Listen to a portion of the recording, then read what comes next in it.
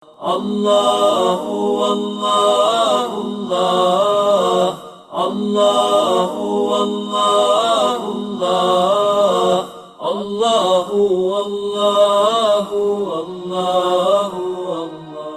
Sebelum Natal berlalu dan sebuah kota di Amerika kembali tampak tenang, tak seorang pun menyangka bahwa di balik lampu hias yang belum dilepas dan salju yang masih turun pelan, sedang tumbuh pertanyaan-pertanyaan sunyi yang mengguncang iman banyak orang.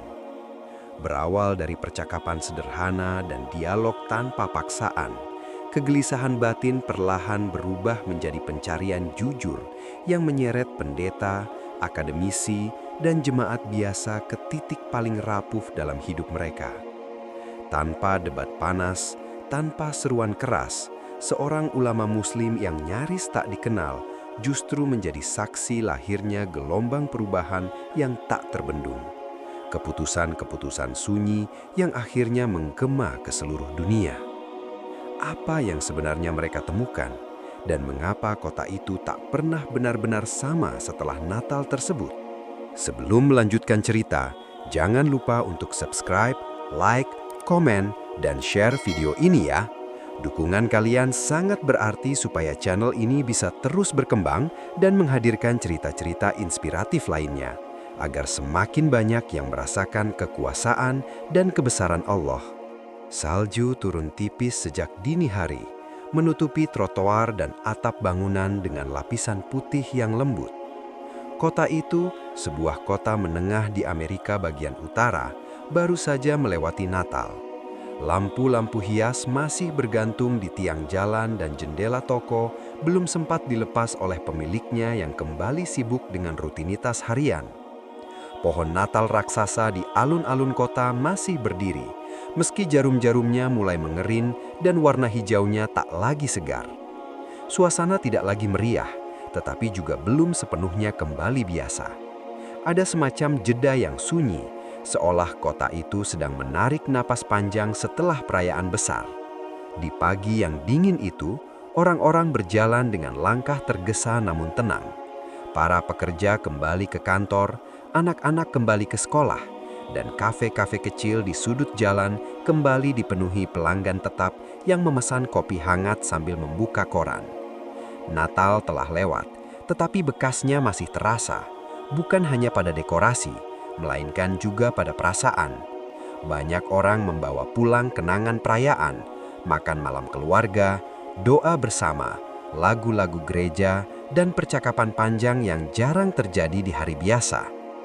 Pendeta Thomas Whitaker berdiri di depan jendela ruang kerjanya di gereja tua yang telah berdiri lebih dari 1 abad. Rambutnya yang memutih disisir rapi, wajahnya tenang dengan garis-garis usia yang memancarkan kewibawaan. Ia telah melayani jemaat di kota itu selama lebih dari 30 tahun. Setelah Natal, gereja selalu terasa lebih sunyi. Bangku-bangku kayu yang beberapa hari lalu penuh, kini hanya sesekali terisi.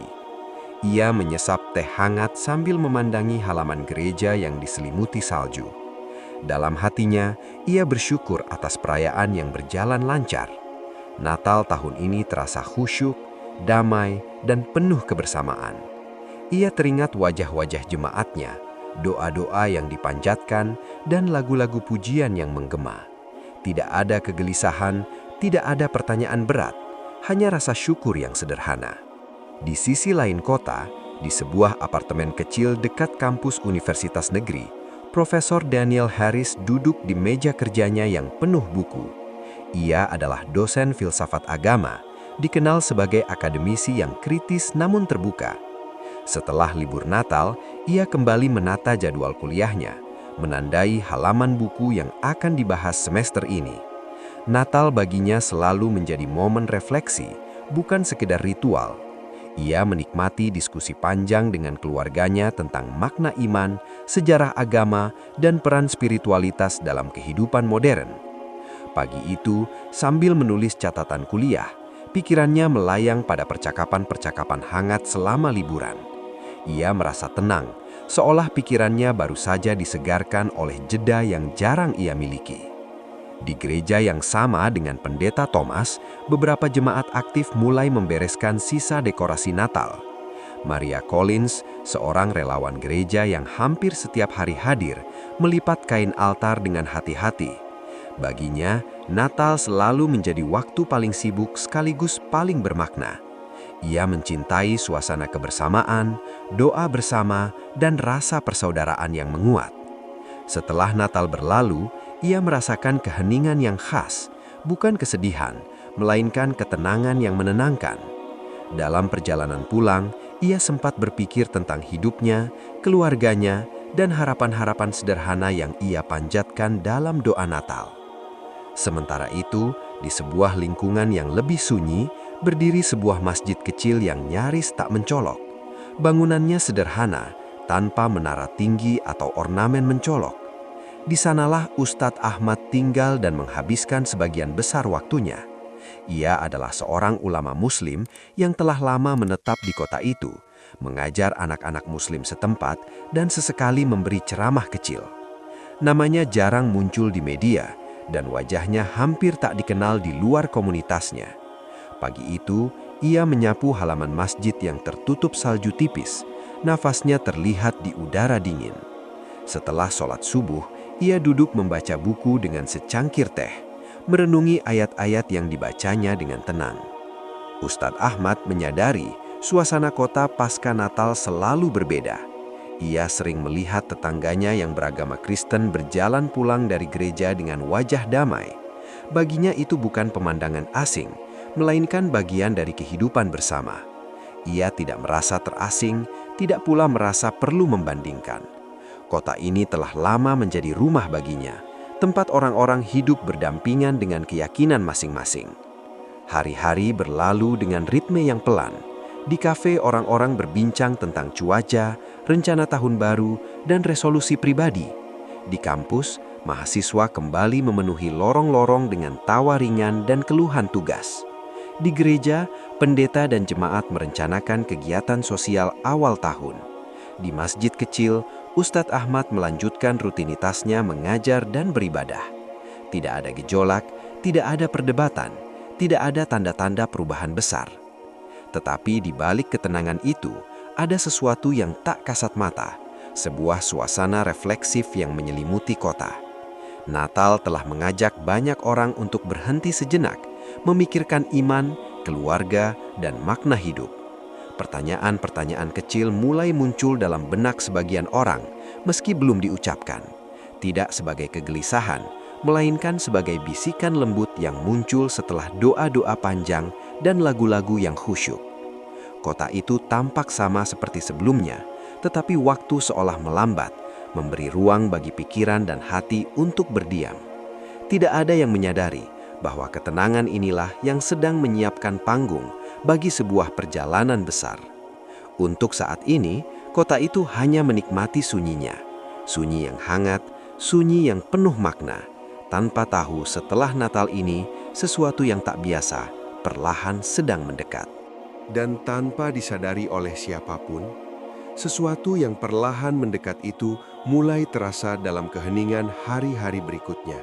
Bukan sebagai guncangan, melainkan sebagai bisikan lembut yang menyusup ke dalam pikiran dan hati banyak orang di kota itu.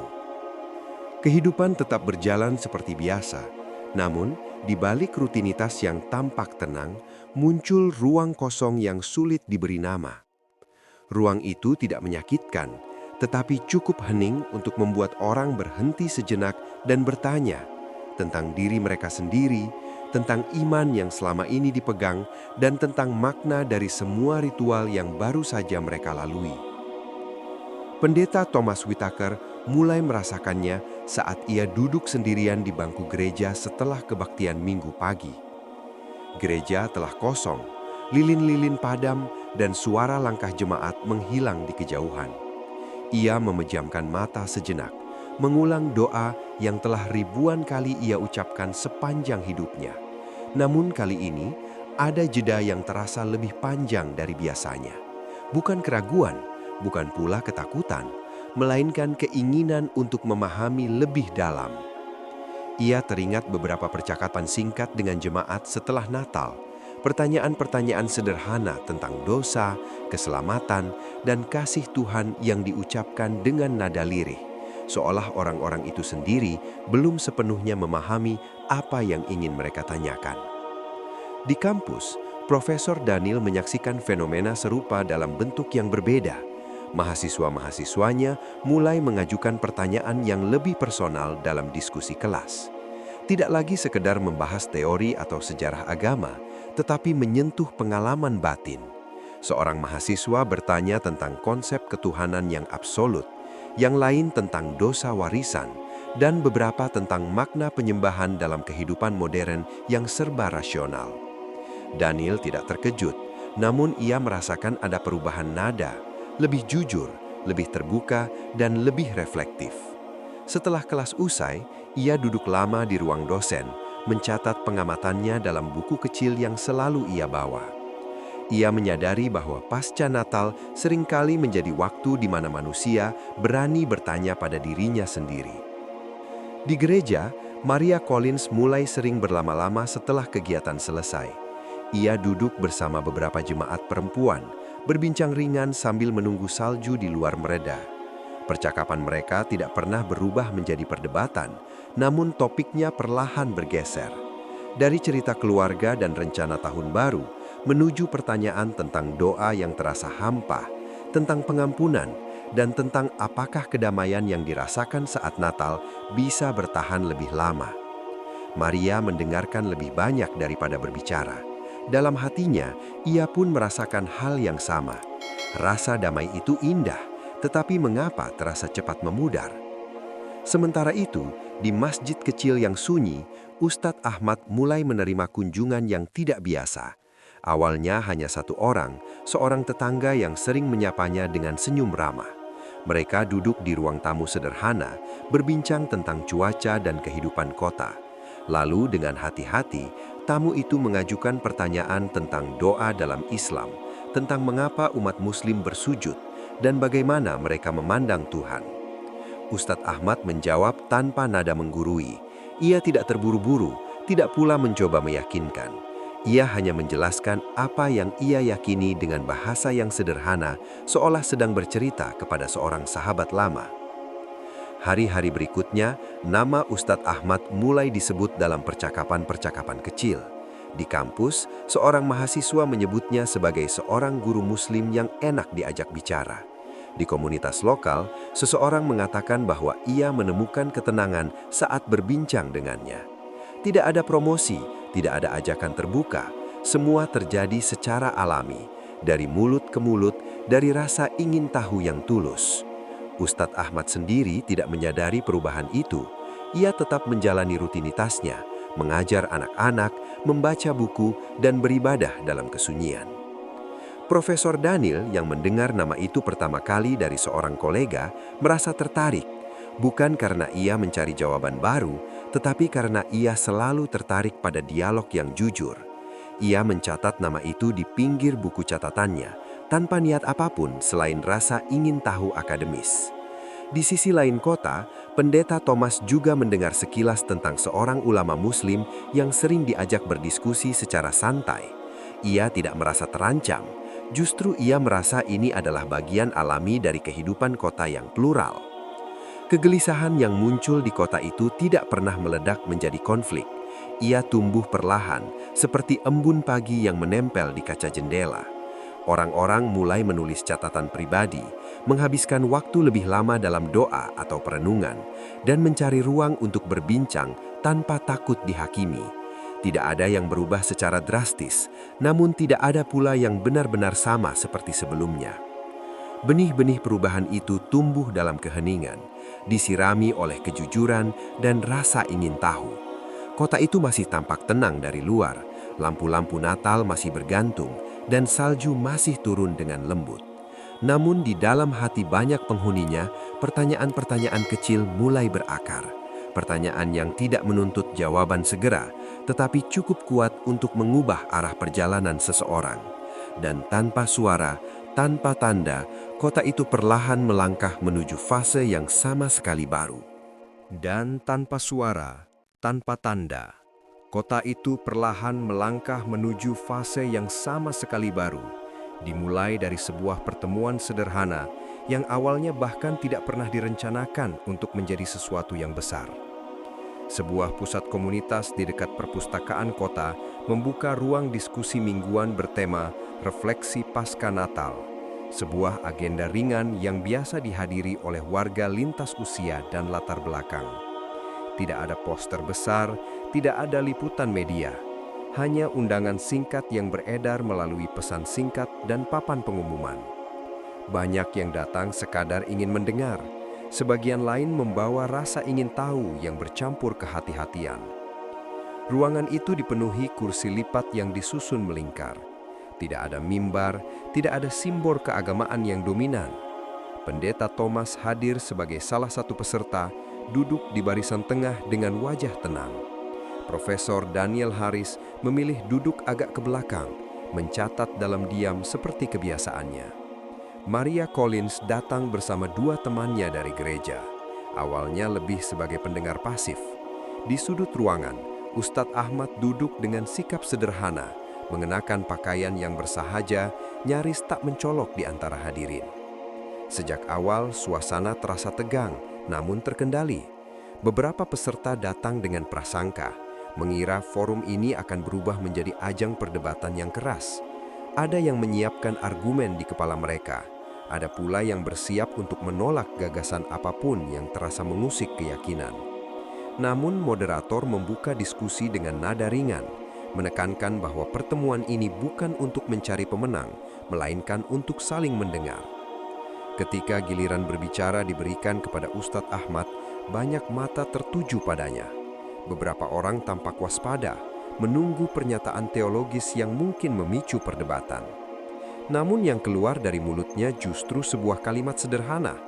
Ia tidak memulai dengan dalil, tidak pula dengan kritik terhadap keyakinan lain. Ia hanya bertanya dengan suara yang tenang dan nada yang tulus tentang apa yang dirasakan orang-orang setelah Natal berlalu. Pertanyaan itu terdengar biasa, namun cukup untuk memecah ketegangan. Satu persatu peserta mulai berbicara.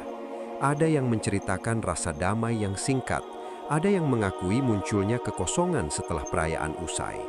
Ustadz Ahmad mendengarkan tanpa menyelah, mengangguk pelan, seolah setiap cerita adalah bagian penting dari percakapan.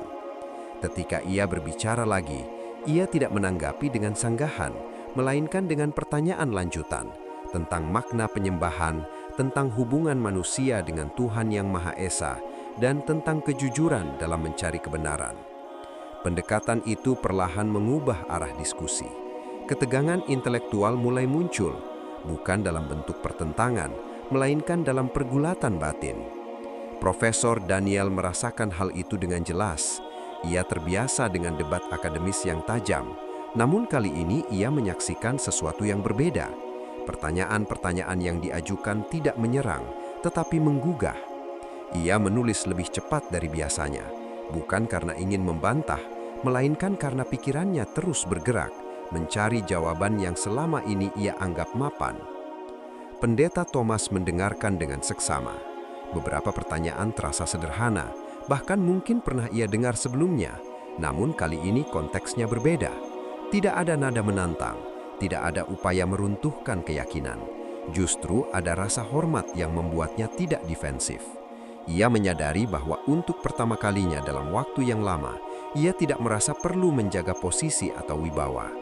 Ia hanya menjadi seorang pencari, duduk di antara pencari lainnya.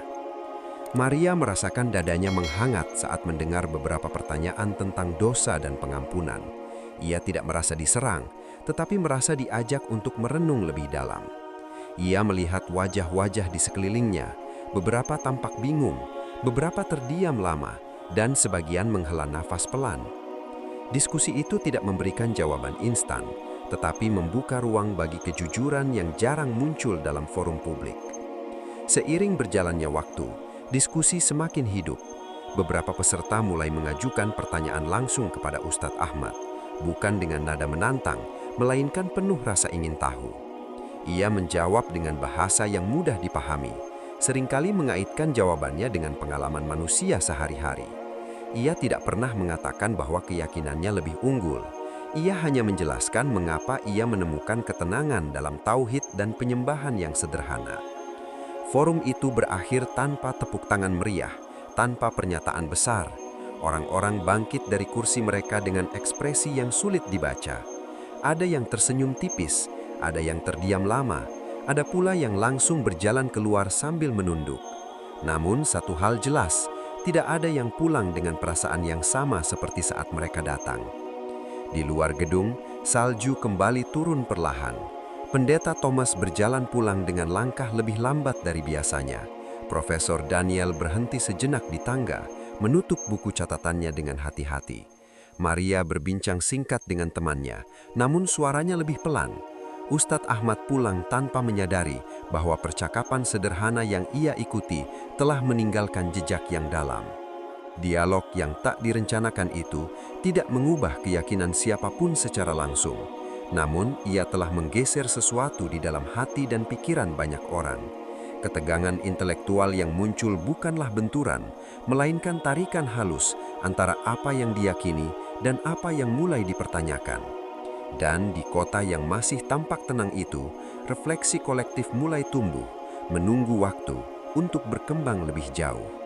Dan di kota yang masih tampak tenang itu, refleksi kolektif mulai tumbuh, menunggu waktu untuk berkembang lebih jauh. Waktu yang ternyata datang lebih cepat dari yang siapapun bayangkan. Beberapa hari setelah dialog pertama itu, pertemuan serupa kembali digelar. Kali ini bukan lagi sebagai agenda iseng komunitas, melainkan sebagai ruang yang benar-benar dinanti. Orang-orang yang sebelumnya hanya pendengar mulai mengajak teman, kolega, bahkan anggota keluarga. Diskusi yang semula terasa ringan perlahan berubah menjadi pertemuan rutin, dengan jumlah peserta yang terus bertambah dan suasana yang semakin serius. Pendeta Thomas merasakan perubahan itu dengan paling nyata. Setiap kali ia melangkah ke ruang diskusi, ia menyadari bahwa posisinya bukan lagi sekadar seorang pemimpin rohani yang dihormati, melainkan juga seorang manusia yang sedang berhadapan dengan kejujuran dirinya sendiri. Ia mulai tidur lebih larut, memandangi langit-langit kamarnya sambil mengingat ulang setiap pertanyaan yang muncul dalam diskusi. Beberapa di antaranya sederhana, hampir naif, namun justru karena kesederhanaannya, ia tak mampu mengabaikannya. Ia mulai menulis catatan pribadi, sesuatu yang jarang ia lakukan sebelumnya, mencurahkan kegelisahan yang tak bisa ia ucapkan kepada siapapun. Di kampus, Profesor Daniel Harris menghadapi tekanan yang berbeda. Kolega-koleganya mulai membicarakan forum itu dengan nada bercampur antara penasaran dan curiga. Ada yang memujinya sebagai ruang dialog yang sehat, ada pula yang menganggapnya berpotensi mengganggu stabilitas akademik. Daniel merasakan dilema yang tajam. Sebagai akademisi, ia terbiasa mempertanyakan segalanya. Namun sebagai figur publik di dunia intelektual, ia sadar bahwa keterlibatannya dalam diskusi lintas iman yang semakin sensitif ini bisa berdampak pada reputasinya.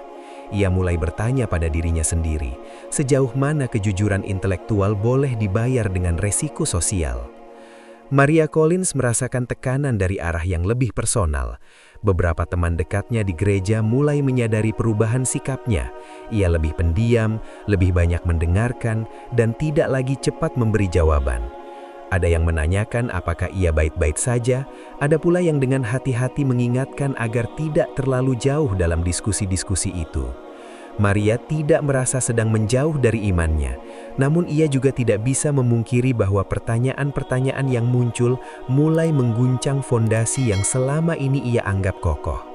Setiap malam, ia berdoa lebih lama, bukan untuk meminta jawaban, melainkan untuk meminta keberanian menghadapi apapun yang akan ia temukan.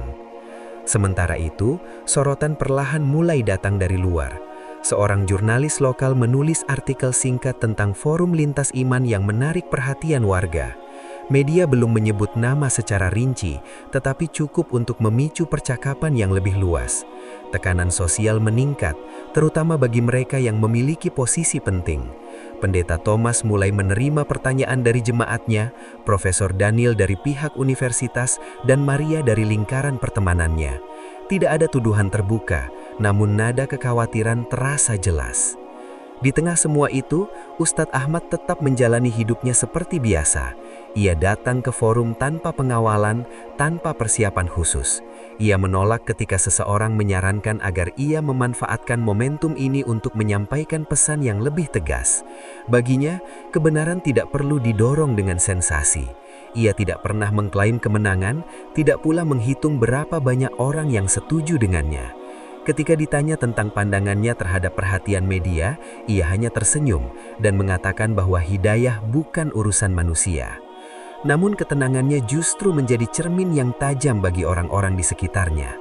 Dalam diskusi-diskusi berikutnya, pertanyaan-pertanyaan semakin mengarah ke inti, tentang keesaan Tuhan, tentang konsep perantara, tentang tanggung jawab pribadi dalam dosa dan keselamatan. Tidak ada yang memaksa siapapun untuk menjawab, namun setiap pertanyaan seolah menuntut kejujuran total.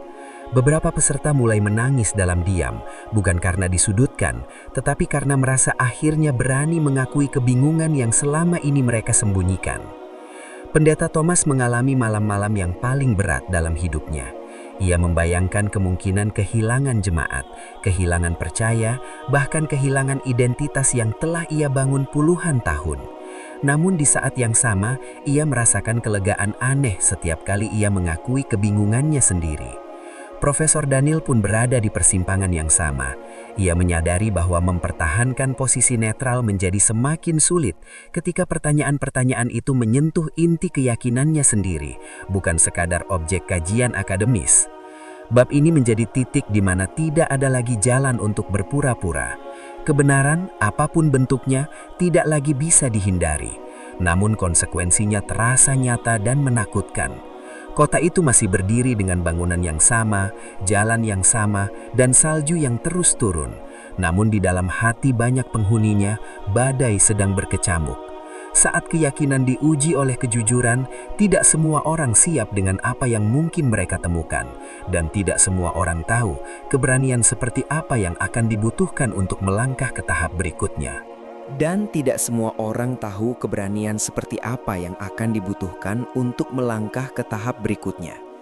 Namun pada akhirnya, keheningan batin yang menekan itu menuntut jawaban yang tak lagi bisa ditunda. Hari-hari di kota itu berjalan dengan ketegangan yang sulit dijelaskan. Tidak ada keributan di jalan, tidak ada teriakan di ruang publik, tetapi sesuatu yang besar sedang bersiap muncul ke permukaan.